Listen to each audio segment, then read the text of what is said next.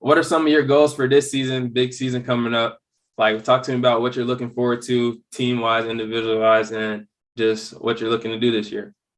Yeah.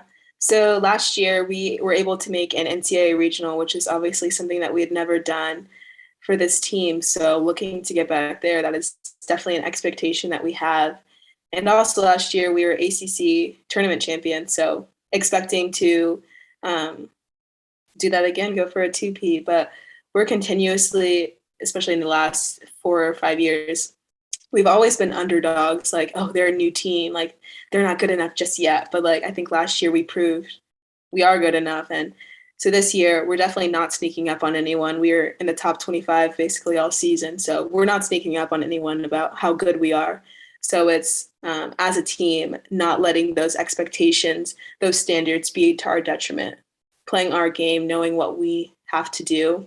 And this year, I'm a part of the leadership council. So it's kind of been my job, as well as a few other people on the team, to kind of guide the team into that direction and pulling everyone together to be on that forefront and to be on that path towards making another regional and making it to super regionals next year, because we got to regionals and we were seated first in our regionals, but we didn't finish it all. We didn't get to where we wanted to, and we know we could have done it. We just didn't get there, and that was all of our first time experiencing that. But this year, it's going to be our second time. So we're going to know what to expect. We're going to know what we need to do, what kind of mindset we need to be in. Um, so definitely looking forward to that. As far as my personal goals, obviously, I wanted to continue um, doing the best that I can. Numbers wise, I don't really have any specific numbers. Obviously, just each at bat, I want to put myself in a good mindset to have a quality at bat. So I'm looking to have quality at bats 500% of the time, whether it's getting a walk, drawing an error, hitting the ball hard. If I can put hard balls in play, good things are going to happen for me. And so that's just one number I'm looking at. But I don't like to focus too much on the numbers, because then I start to overanalyze. But something that I'm looking forward to personally, or not looking forward to, expecting from myself this season, is to pour into my teammates a little bit more than I have in previous seasons.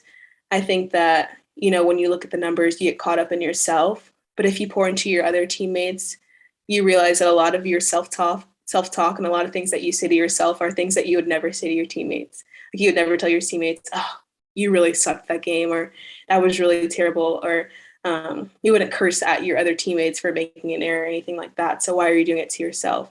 And I found that when I pour into my teammates and give them the credit and the kudos and helping them through the things that they need to, that I end up helping myself.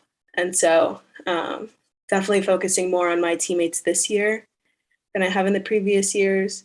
And also, it's just not about me, it's about our team. And so obviously can't be like too selfish and like putting all of my attention on myself, especially with me being a leader this year. So definitely wanting to pour more into my teammates. And then I also just realized that I'm a senior, so my softball career is coming to, and then not this year, but the following year. I have an extra year of eligibility coming to an end. And one of the alums came back last year, and they said that they don't remember the big hits that they had, or all the home runs that they hit, or all the walks that they drew, or all the great plays that they made in the field. That they remember, the relationships with their teammates and the experiences that they had on the field, winning as a group, and not necessarily their individual personal records like that.